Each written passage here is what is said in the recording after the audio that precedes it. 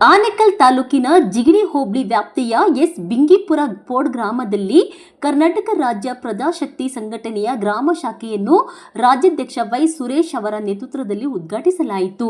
ರಾಜ್ಯಾಧ್ಯಕ್ಷ ವೈ ಸುರೇಶ್ ಅವರು ಗ್ರಾಮ ಶಾಖೆಯ ನಾಮಫಲಕವನ್ನು ಅನಾವರಣಗೊಳಿಸಿ ಬಳಿಕ ಭಾರತ ರತ್ನ ಡಾಕ್ಟರ್ ಬಿಆರ್ ಅಂಬೇಡ್ಕರ್ ಅವರ ಭಾವಚಿತ್ರಕ್ಕೆ ಪುಷ್ಪನಮನ ಸಲ್ಲಿಸುವ ಮೂಲಕ ಕಾರ್ಯಕ್ರಮಕ್ಕೆ ಚಾಲನೆ ನೀಡಿದರು.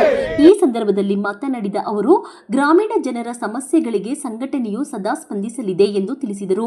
ಸಾರ್ವಜನಿಕರ ಹಕ್ಕುಗಳ ರಕ್ಷಣೆ, ಸಾಮಾಜಿಕ ನ್ಯಾಯ, ಯುವ ಜನರ ಸಬಲೀಕರಣ ಹಾಗೂ ಜನಪರ ಹೋರಾಟಗಳಿಗೆ ಸಂಘಟನೆಯು ಹೆಚ್ಚಿನ ಆದ್ಯತೆ ನೀಡಲಿದೆ ಎಂದರು. ಗ್ರಾಮ ಮಟ್ಟದಲ್ಲಿ ಸಂಘಟನೆಯನ್ನು ಬಲಪಡಿಸುವ ಮೂಲಕ ಜನರ ಧ್ವನಿಯನ್ನು ಸರ್ಕಾರದ ಗಮನಕ್ಕೆ ತಲುಪಿಸುವ ಕಾರ್ಯಕ್ರಮವನ್ನು ನಿರಂತರವಾಗಿ ಮುಂದುವರಿಸಲಾಗುವುದು ಎಂದು ಹೇಳಿದರು. ಕಾರ್ಯಕ್ರಮದ ವೇಳೆ ಹಲವು ಯುವಕರು ರಾಜ್ಯಾಧ್ಯಕ್ಷರ ಸಮ್ಮುಖದಲ್ಲಿ ಕರ್ನಾಟಕ ರಾಜ್ಯ ಪ್ರಜಾಶಕ್ತಿ ಸಂಘಟನೆಗೆ ಸೇರ್ಪಡೆಯಾಗಿ ಸದಸ್ಯತ್ವ ಸ್ವೀಕರಿಸಿದರು. ಹೊಸ ಸದಸ್ಯರನ್ನು ಆತ್ಮೀಯವಾಗಿ ಬರಮಾಡಿಕೊಂಡ ರಾಜ್ಯಾಧ್ಯಕ್ಷರು ಸಮಾಜಮುಖಿ ಕಾರ್ಯಗಳಲ್ಲಿ ಸಕ್ರಿಯವಾಗಿ ಪಾಲ್ಗೊಂಡು ಸಂಘಟನೆಯನ್ನು ಮತ್ತಷ್ಟು ಬಲಪಡಿಸುವಂತೆ ಕರೆ ನೀಡಿದರು.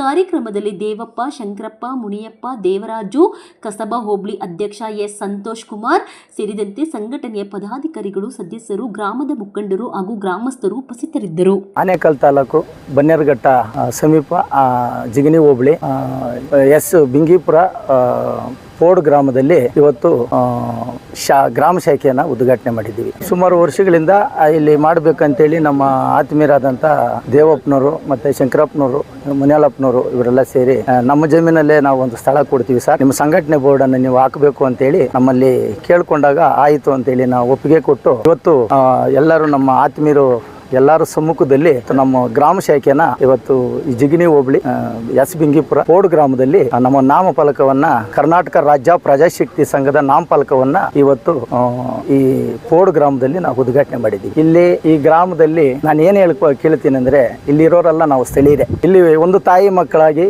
ಒಂದು ಅಣ್ಣ ತಮ್ಮಂದರಾಗಿ ಇಲ್ಲಿ ಇರಬೇಕು. ಇಲ್ಲಿ ಯಾರೋ ಒಬ್ಬ ಬರೋದು, ಇನ್ನೊಬ್ಬನು ಬರೋದು, ಹಿಂಗೆ ಬರೋದು, ದ್ವೇಷಗಳು ಬೆಳೆಸ್ಕೊಂಡು ಇಲ್ಲಿ ಅದೊಂದು ಇದೊಂದು ಮಾತನಾಡಬಾರ್ದು. ಈಗ ಮಂಗಳೂರಿಂದ ಬಂದಿದ್ದಾಳೆ ಒಬ್ಬ ಅಮ್ಮ ಲೇಡಿ. ಆ ಅಮ್ಮ ಇಲ್ಲಿ ಬದುಕೋದಕ್ಕೆ ಬಂದಿದ್ದಾಳೆ. ಆ ಅಮ್ಮನು ಈ ಪ್ರಜೆ, ಇಲ್ಲಿ ನಮ್ಮ ಒಂದು ಇಂಡಿಯಾನಲ್ಲಿ ಆ ಅಮ್ಮ ಒಬ್ಬ ಪ್ರಜೆನೆ.